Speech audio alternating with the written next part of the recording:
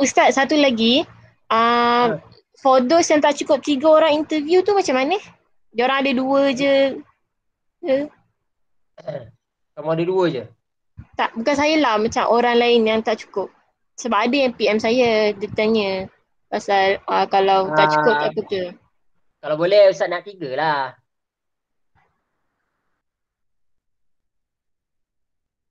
Alright, kalau boleh Ustaz nak 3 ke lah. Kenapa nak 3? Okey, okey. Boleh kan?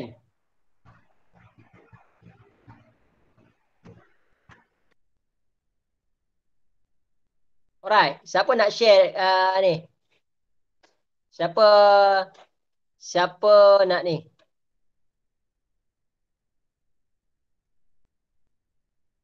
Siapa yang nak tanya ataupun nak share dia punya video boleh sekarang ni.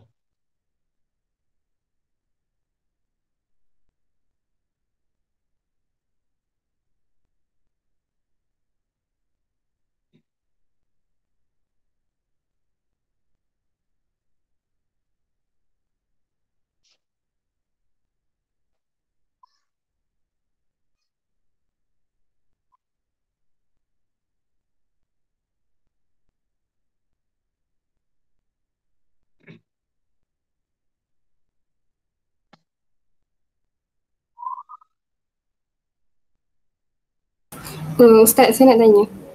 Ha. Saya agak ketinggalan sikit tadi tu. So kita orang punya journal writing kan berdasarkan interview metod kajian tu, objektif tu berdasarkan soalan daripada interview macam tu. Berdasarkan kertas kerja kamu tu lah. Okay Ustaz, thank you.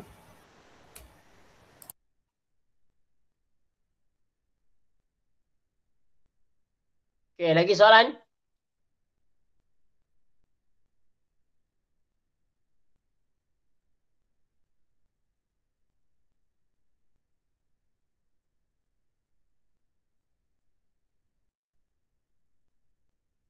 Ke Ustaz. semua dah clear? Oh Ustaz. Iman, Video memang nak kena 12 minit tepat ke? Kalau lebih sikit tak boleh. semestinya. Ustaz bagi 7 minit hingga ke 12 minit pun boleh. Tapi jangan lebih panjang sangat. Boring orang tengok. Nanti orang bakar video kamu. Kalau terlebih sikit lagi boleh. Potong. Kamu potong. Potong tak best lah video Ustaz. Woi, ini filem ke apa ni? Okay Ustaz, terima kasih. Okay. Lagi soalan?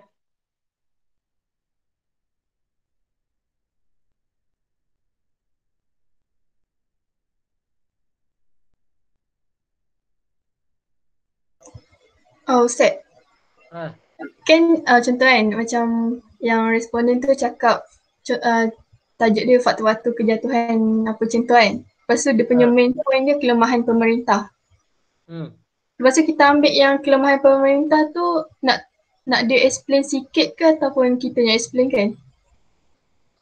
Dia explain sikit lah pemerintah. Betul lah, pemerintah banyak. Contoh. Ambil satu je lah daripada 10 bagi contoh. Contoh perasuah, lepas tu kaki betina, minum botol arak. Janganlah semua sekali kamu ambil. Ambil satu contoh yang dibagi. Potong, ambil satu je. Oh, lepas tu yang lepas dia explain contoh tiga yang kita ambil satu responden tu kan. Lepas tu kita kena simpulkan faktor tu apa. Apa yang dia cerita. Itu last sekali. Okay.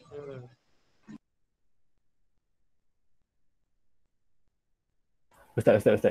Satu lagi. Kan kita buat video tu kita cerita tentang kertas kerja kita kan. Maknanya tak payah full pun maklumat daripada kertas kerja tu. Kita just sebab nak bagi video pendek kan. Kalau cakap full nanti panjang pula. So tak apa kan? Boleh dah. Boleh. Terima kasih Ustaz. Ustaz. Kalau macam soalan tak sama dengan UT kajian tak apa? Macam mana boleh tak sama? Hari tu grup saya tanya Ustaz kata okey. Ustaz ingat kamu punya objektif soalan tu adalah daripada kertas kerja kamu. Ustaz tengok okey je. Okey. Itu kena tukar ah. Tukar lah. Okey, baik. Kamu nak tukar yang mana satu? Nak tukar interview ke nak tukar kata kerja? Tukar soalan dah lah. Tukarnya tukar soalan bagi semua balik dengan objektif kajian lah. Yelah, kamu dah interview ke belum orangnya? Soalan tu tak sama lah dengan objektif kajian. Kamu dah interview orang belum? Ada yang dah, ada yang belum. Jadi dalam kata kerja tu lah kamu kena ubah. Okey, baik. Dalam macam tu nak dalam kata kerja lah. Kata kerja lah sebab kamu dah interview orang kan. Takkan nak interview balik. Itu tak apalah. Okey lah, terima kasih. Sama.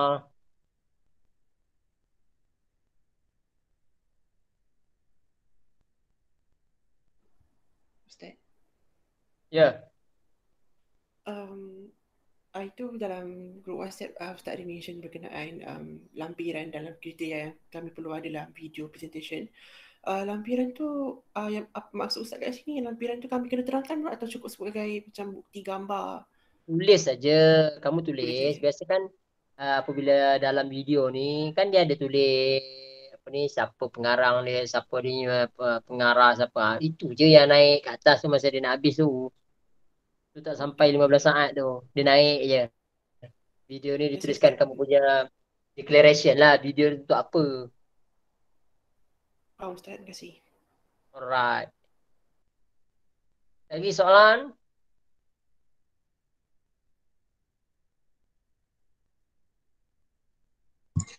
Ustaz, video ni kalau boleh kena hantar bila ya Ustaz? Sebab nak kena buat balik kan? Kamu kamu kena buat balik semua? Tak, saya dah edit tapi ada part-part yang kita orang kena masuk tu yang kita orang tak buat lagi. Kita orang just letak tak apa. Video ni Ustaz bagi tempoh minggu depan je lah. Minggu depan Jumaat ke Ustaz? Jumaat minggu depan? Tak, bagilah seminggu. Hari Isnin lah kena settle daripada sekarang. Okay Ustaz. Hari ni hari apa? Hari apa ni? Isnin. Isnin. Right. Okay, boleh? Boleh Ustaz. Lepas tu siapa lagi? Presentation, bukan presentation. Okay, yang paling penting juga apa ni? Untuk kertas kerja. Sebab Ustaz akan nilai kertas kerja kamu tu. Bila agak-agak nak hantar ni? Lepas tu Aisyah tolong Ustaz minta dia buat jadual kan? Tapi saya dah tanya dia orang. Dia orang pun tak ada siap lagi. Tanya apa minta Ali tanyakan Ustaz tu. Ali. Hari apa nak start? Minggu depan boleh start? Minggu depan boleh start. Alright, tak apa. Tapi Ustaz nak tengok progress hari Khamis ni. Kita ada kelas hari Khamis kan? Yes. Ustaz nak tengok progress ni.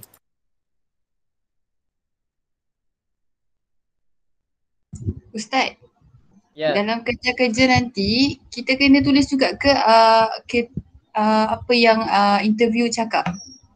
Poin-poin yang interview tu cakap? Kamu kena masukkanlah poin jawapan yang dalam objektif tu. Dan bukan itu saja, kamu kena tambahlah jawapan daripada pembacaan kamu daripada buku-buku, kajian daripada orang lain. Yang interviewer tu hanya support saja, support tambahan. Okay, faham. Faham.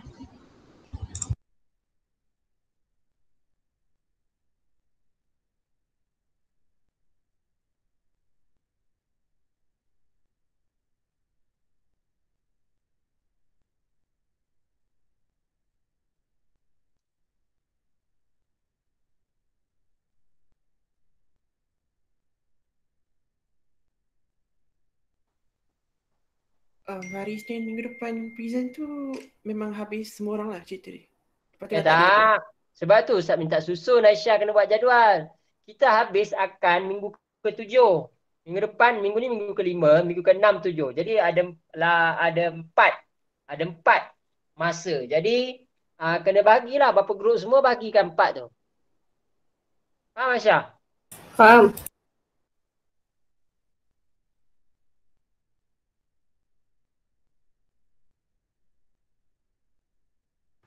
Ustaz nak tanya.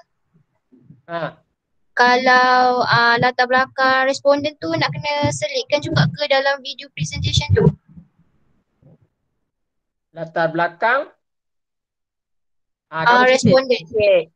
Kamu cerita sikit. Ataupun dia cerita pun boleh. Kamu cerita lah. Okey, responden pertama ni, dia merupakan apa-apa. Ringkas je tu. Okay, Ustaz.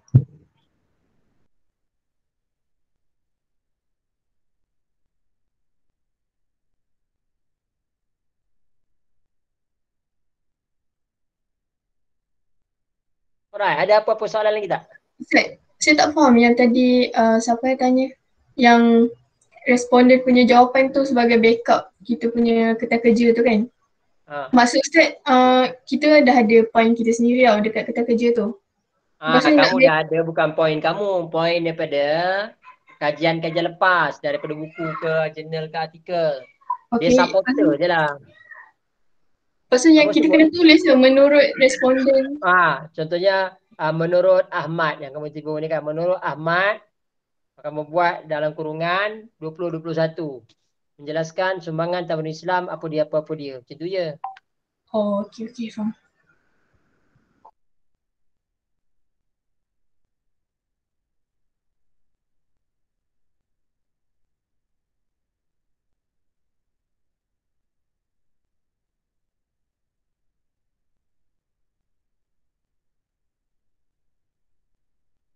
Alright.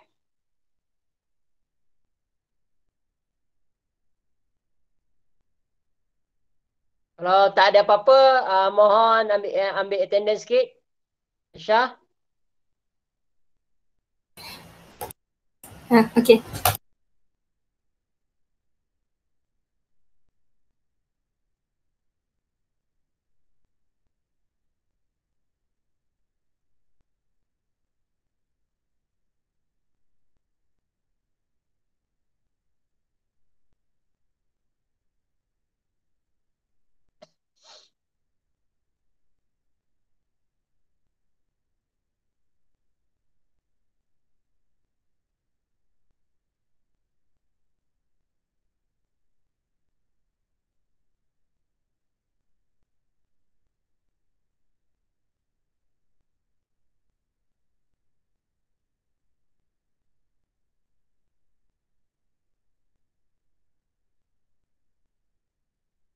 Ustaz. Ni pasal soalan untuk interview, kan Ustaz kata kena berdasarkan objektif kan? Okey, contoh objektif saya mengenal pasti ciri-ciri ekonomi Islam. Saya nak kena tanya orang yang saya interview tu pasal ni. Contoh soalan saya, apakah ciri-ciri ekonomi Islam? Tanya tu lah. Oh ya, macam tu lah. Memang kena berkait. Okey. Kena berkait lah. Okey.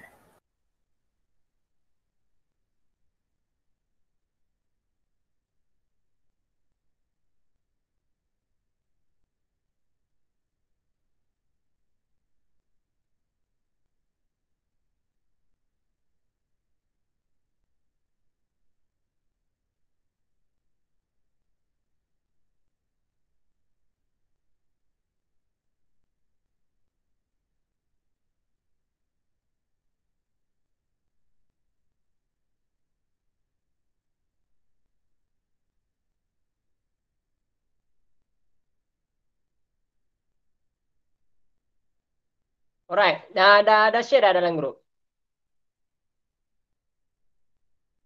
Dah Ustaz. Okay, ada lagi yang tak faham tak pasal video ni? Sebab banyak orang tanya Ustaz lah.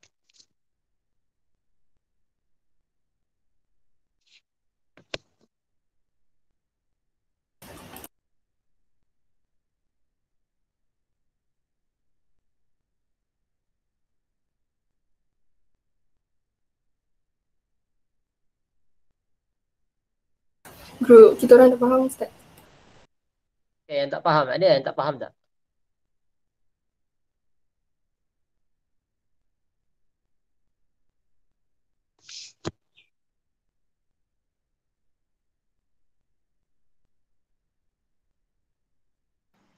Ustaz.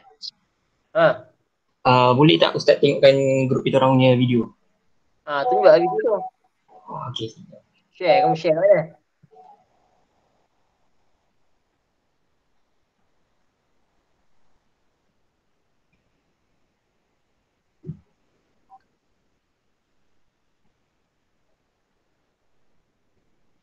Assalamualaikum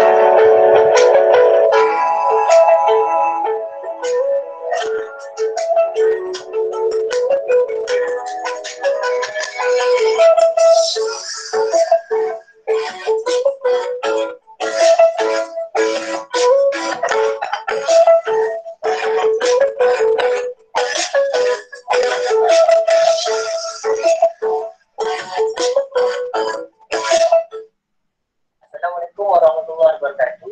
Hai, nama saya Muhammad Amin Hakim bin Zubidik. Hai, Assalamualaikum. Nama saya Nurul Hawani Sri. Dan saya Muhammad Fadil Ali daripada Navy Awadi. Sebelum kedatangan Islam di tanah Melayu, penduduk-penduduk di Nusantara secara keseluruhannya mengandung agama Hindu.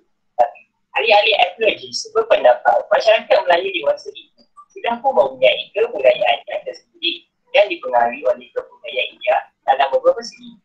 Pengaruh kebudayaan India di Nusantara amatlah besar sehingga wujudnya beberapa negeri bercorak Hindu seperti Majapahit, Funan dan Sriwijaya. Gerakan Islam ke tanah Melayu telah membawa perubahan yang nyata dalam kehidupan masyarakat Melayu daripada berbagai aspek. Akhirnya, tawanan Islam telah menguasai kehidupan masyarakat Melayu mengatasi tamadun Hindu yang telah diamalkan oleh orang-orang Melayu semenjak berabad-abad yang lalu. Islam mula tersebar di kalangan masyarakat Melayu melalui pengikutan para suara yang menjadi sultan Melayu yang akhir agama Islam juga telah diikuti oleh rakyat jelata di negeri Melayu secara beramai-ramai sehingga akhirnya melalui usaha-usaha yang gigih, Islam dapat dikembangkan di seluruh Nusantara Melaka menjadi sebuah empayar Islam yang disegani di Nusantara. Kedatangan Islam ke tanah Melayu telah membawa suatu pembaharuan kepada cara hidup penduduk yang terlibat secara keseluruhannya. Pembaharuan yang paling ketara ialah semangat persaudaraan dan perpaduan di kalangan anak-anak. Walaupun demikian, dalam banyak perkara, ideologi Islam yang sudah tiba di rantau ini telah memperlihatkan beberapa buah aspek yang rasional, radikal dan progresif lebih daripada cara hidup tempatan itu sendiri sebelumnya. Teori kedatangan Islam ke tanah Melayu. Teori kedatangan Islam di Asia Tenggara ada tiga, iaitu yang pertama ialah tanah Arab. Contohnya ialah John Southport. Pedagang Arab telah datang ke China dan tinggal di Asia Tenggara. Teori yang kedua ialah India. Contohnya ialah Snowden Ronchi. Hubungan perdagangan antara India dan Asia Tenggara dan akhir sekali, teori yang ketiga ialah China. Contohnya ialah Immanuel Gaditsu. Pedagang Islam dari Genting menyebarkan Islam di Asia Tenggara. Bukti penyebaran Islam di tanah Melayu. Bukti penyebaran agama Islam ke tanah Melayu. Semua bukti oleh para arkeologi menunjukkan bahawa agama Islam telah tersebar ke tanah Melayu pada zaman kerajaan awal, iaitu zaman Kesultanan Melayu Melaka dengan penemuan batu bersurat di Terengganu 702 Masehi di Alustar 904 Masehi. Ini telah membuktikan bahawa kedatangan Islam telah tersebar pada abad tersebut. Berdasarkan pengetahuan dan pengajian tuan-puan, bolehkah tuan-puan menceritakan sikit sebanyak mengenai sejarah kedatangan Islam? Dan pengajian dan pengetahuan puan, bolehkah puan menceritakan sedikit sebanyak mengenai sejarah kedatangan Islam? Ya, awalnya sejarah kedatangan Islam terutama ke alam Melayu lah Nusantara ni. Okey, jadi dipercayai pada abad ke-7 Masihi. Jadi pandangan ni berdasarkan kemungkinan agama Islam ni disebar oleh para pedagang dan pendakwah dari Asia Barat ke negara China. Jadi Islam semakin berkembang pesat berikutan dengan kemunculannya beberapa buah kerajaan Islam pada ketika itu, terutama di Pasai, Pelak, kemudian di persekitaran Selat Melaka pada abad ke-13 Masihi. Berdasarkan pengajian dan pengetahuan Ustazah, bolehkah Ustazah menceritakan sedikit sebanyak mengenai sejarah kedatangan Islam? Islam dipercayai telah mula bertapak di Melaka seawal abad 13. Sultan Melaka yang pertama yang memeluk Islam ialah Megah Iskandar Shah, dan sejak dari itu Melaka mula berkembang sebagai pusat penyebaran agama Islam. Seterusnya, berdasarkan pengajian dan pengetahuan cikgu, bolehkah cikgu menceritakan sedikit sebanyak mengenai sejarah kedatangan Islam? Sejarah kedatangan Islam ini ke Asia Tenggara sebenarnya mengikut sejarah itu dia masuk melalui ada 3 teori lah. Antaranya teori yang datang daripada Arab, teori yang masuk daripada India, dan juga teori yang hadir daripada Cina. Tapi kita boleh buat kesimpulan bahawa ketiga teori ini bersetuju bahawa Islam masuk ke Asia Tenggara ini adalah melalui aspek perdagangan. Berdasarkan jawapan interview itu tadi, kita dapat simpulkan bahawa terdapat 3 teori kedatangan Islam. Iaitu Islam datang daripada Arab, Islam datang daripada Cina, dan Islam datang daripada India. Islam telah datang ke tanah Melayu bermula pada abad ke-7 Masihi lagi melalui perdagangan, tetapi Islam telah berkembang di tanah Melayu pada abad ke-13 Masihi apabila Sultan Megat Iskandar Shah telah memeluk Islam. Apakah faktor yang telah mendorong kedatangan Islam ke tanah Melayu? Soalan kedua kita, apakah faktor yang telah mendorong kedatangan Islam ke tanah Melayu? Faktor pedagang lah. Faktor pertama. Faktor kedua, disebabkan keunggulan agama Islam itu sendiri. Stop sekejap boleh tak? Stop sekejap boleh tak? Alright, kenapa repetition berlaku? Sepatutnya apabila kamu dah tulis tadi, orang yang bertanya tu tak payah ada lagi. Potong je dia tu. Siapa yang bertanya tu? Melalui perkara. Apa dia, Zat? Yang bertanya tadi tu siapa? Yang lelaki tadi tu? Grup kita orang. Siapa? Amin. Buang. Part dia tu buang. Sebab kamu dah tanya dalam bentuk tulisan kan? Apakah faktor? Dah ada suara pula tu. Jadi orang yang bertanya tu buang. Biar terus jawapan dia. Okey. Yang kedua, setiap kali jawapan macam Ustazah ni jawab, nama Ustazah tu dekat bawah kena ada. Ustazah apa-apa. Lepas tu tulis kat bawah tu, dia ni sebagai apa? Sebagai guru ke? Macam tu. Lepas tu kamu yang ada dalam tu, kamu kena letakkan nama kamu. Macam tu. Pengacara lah. Pengacara nama kamu. Setiap kali keluar gambar kamu yang bercakap, macam tu juga. Kamu tanya nanti orang lain kan. Jadi kena ada gambar, tulisan nama dekat bawah dia tu. Kecil pun tak apa. Okay, sambung balik. Kawinan. Faktor yang keempat, pengislaman pemerintah. Okey, faktor yang kelima, perlumbaan penyebaran agama Islam dan agama Kristian.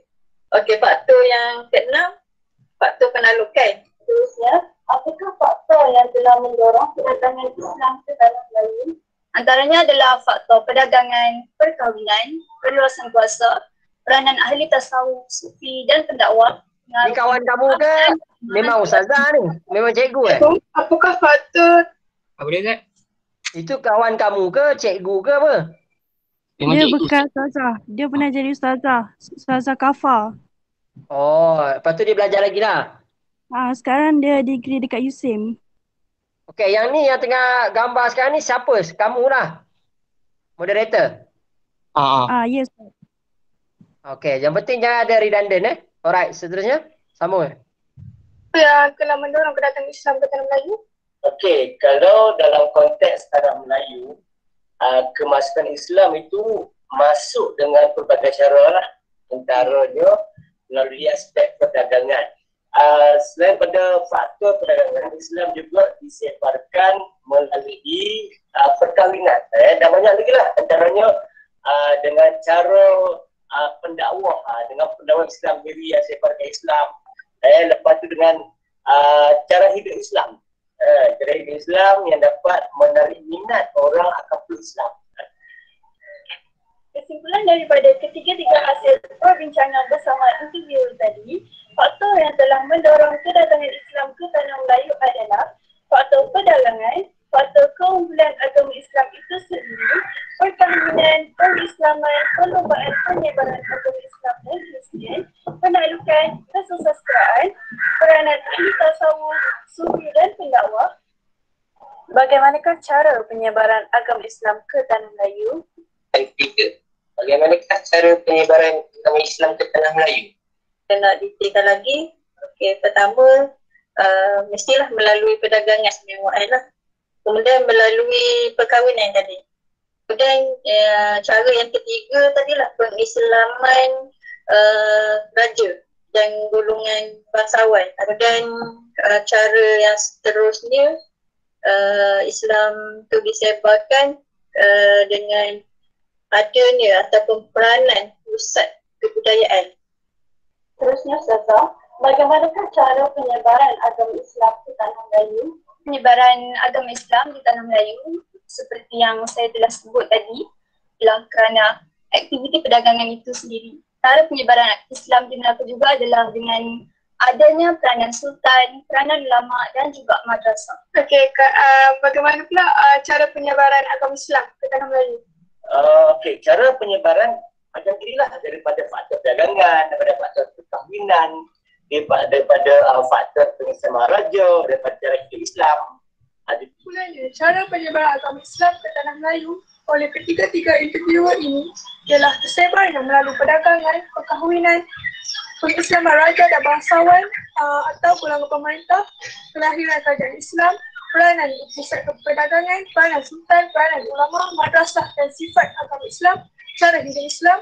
Ini telah menarik minat para penduduk Tanah Melayu untuk mendalami ilmu agama Islam. Terdapat 3 buah kesimpulan yang dapat disimpulkan daripada tajuk ini. Kesimpulan yang pertama ialah sejarah kedatangan Islam ke Tanah Melayu dibahagikan kepada beberapa teori, iaitu dari Semenanjung Arab, China dan India berdasarkan bukti yang telah ditemukan. Kesimpulan yang kedua ialah kita mengetahui bahawa terdapat beberapa cara penyebaran Islam ke Tanah Melayu, iaitu daripada perdagangan, perkahwinan, peranan pusat kebudayaan, keistimewaan Islam itu sendiri dan kesusasteraan. Kesimpulan yang terakhir ialah kedatangan Islam di Tanah Melayu membawa kesan daripada berbagai aspek seperti pendidikan, politik, ekonomi serta juga sosial. 3 cadangan yang diutarakan oleh interviewer untuk memberi kefahaman mengenai agama Islam kepada masyarakat ialah: yang pertama, menggunakan platform media sosial secara kreatif. Yang kedua, pihak kerajaan boleh mengadakan lebih banyak program Islami yang menarik, contohnya seperti forum mengenai pandangan Islam tentang isu semasa. Dan yang last sekali, fokus untuk memberi perkongsian yang jelas serta terperinci agar tidak berlaku kesalahpahaman seperti cara pengurusan orang Islam kepada orang bukan Islam. Terima kasih yang tidak terhingga kepada Dr. Elmi bin Baharudin kerana sentiasa memberi tunjuk ajar kepada kami semua untuk menyelesaikan tugasan ini. Sekian, terima kasih. Alright, komen Ustaz. Berapa minit ni Dalam 11 minit. Bolehlah 11 minit. Tapi kalau kamu nak potong lagi, kamu potong orang yang bertanya tu. Sebab orang yang bertanya tu kan setiap part dia ada buat conclusion kan, betul tak? Betul Ustaz. Lepas tu saya rasa okey kot, 11 minit tu okey dah. Lepas tu macam Ustaz kata tadi, mohon ditambah subtitle dia tu. Dia punya orang jawatan orang tu. Lepas tu ada penghargaan. Yang terakhir terima kasih tu ada kat belakang tu penghargaan siapa-siapa yang kamu interview tu. Ucap terima kasih lah. Maksudnya dalam bentuk tulisan lah, dalam bentuk tulisan. Tambah aja dalam bentuk tulisan. Maknanya apa ni, pakar 1 nama dia siapa, pakar 2, pakar 3, macam tu je. Alright, saya rasa okey, terbaik wawancara ni. Sekurang-kurangnya audien dapat tahu tau macam mana Islam sampai ke Tanah Melayu daripada video ni. Alright, boleh? Boleh ke? Boleh Ustaz. Terima kasih Ustaz. Alright, saya rasa itu saja kot hari ni. Thank you semua. Kita jumpa hari Khamis ni Khamis ni nanti saya tengok perkembangan pula. Saya nak tengok Aisyah buat jadual untuk present. Okay. Ada soalan?